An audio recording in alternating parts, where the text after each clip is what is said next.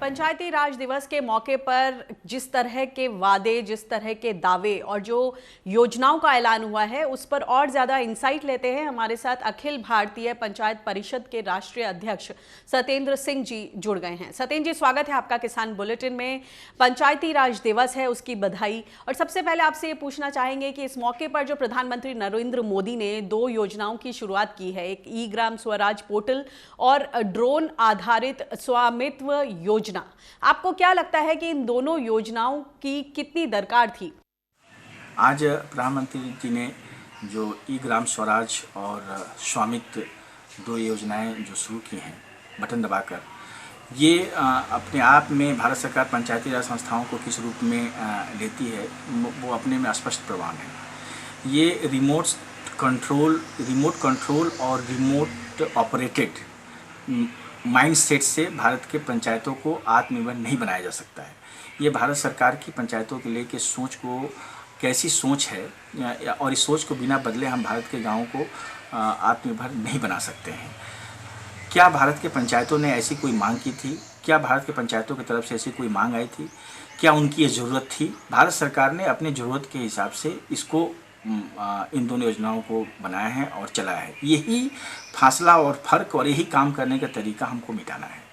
अभी ये 2 कार्यक्रम जिस तरीके से शुरू हुए हैं वो स्वयं में ये सेल्फ एक्सप्लेनेटरी हैं, स्व स्पष्ट करते हैं कि भारत सरकार पंचायतों को लेके किस दिशा में जाना चाह रही है।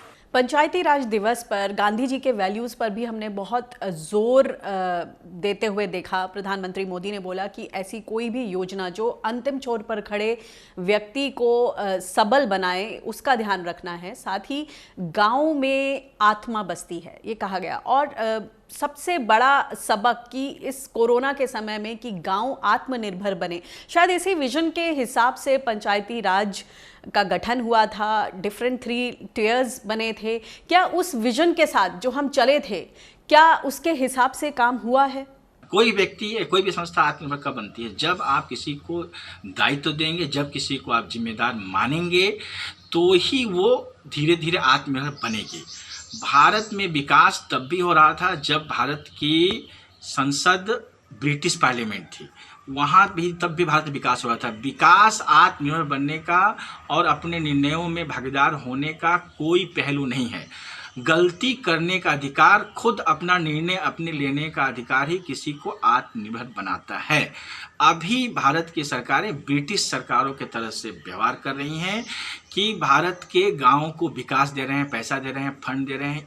इससे नहीं हो पाएगा। उनको निर्णय स्वयं कैसे प्राप्त करें, जो 29 विषय हैं उसमें कैसे एक नेतृत्व का मजबूत ढांचा, एक मिसाल, एक प्रतिमान खड़ा कर पाएं, इस दिशा में पंचायतों को कैसे आगे बढ़ाया जाए, इसको लेकर न नीति है न ही नियत है। जी, तो यानी जो वो उद्देश्य के साथ जब ये पंचायतें बनी थी कि हर एक स्तर पर आत्मनिर्भरता हो, तो गांव में क्या हम स्वास्थ्य के स्तर पर, शिक्षा के स्तर पर या आर्थिक मोर्चे पर जिस तरह से काम होना चाहिए था, क्या वो काम उस तरीके से हुआ है? पंचायती राज संस्थाओं को जो संविधान से जो 29 विषय जो दिए गए, उस 29 विषयों में शुरू के जो पहले, दूसरे और तीसरे जो विषय लिखित हैं वो कृषि से संबंधित हैं। कृषि कि पंचायतें इस मामले में अपना निर्णय प्राप्त करें।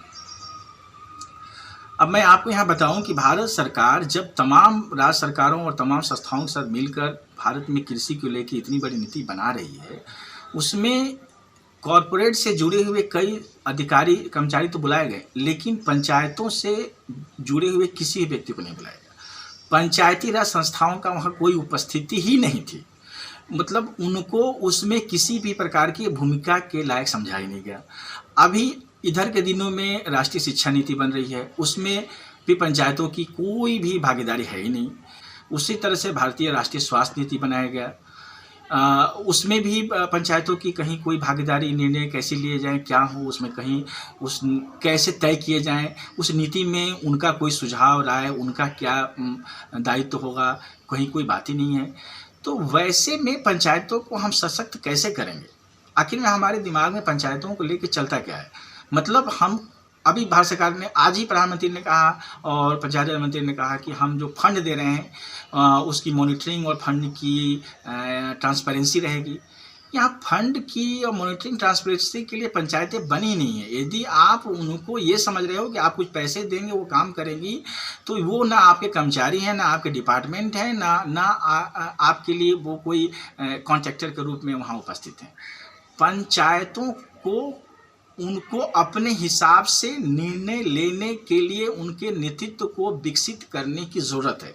इस दिशा में मैं बहुत ही दावे के साथ कह सकता हूं कि भारत सरकारों की मंशा बहुत ही संदिग्ध है। वो बिल्कुल पंचायतों को मजबूत नहीं करने देना चाहती हैं। और आज के प्रधानमंत्री के उस उद्बोधन से बहुत ही निराशा, प्रत्याशित निराशा है ये उनसे उम्मीद है भी कि वो भारत के पंचायतों को किसी भी प्रकार से स्वावलंबी और आत्मनिर्भर नहीं होने देना चाहते। जी, बहुत बहुत शुक्रिया इस बातचीत के लिए।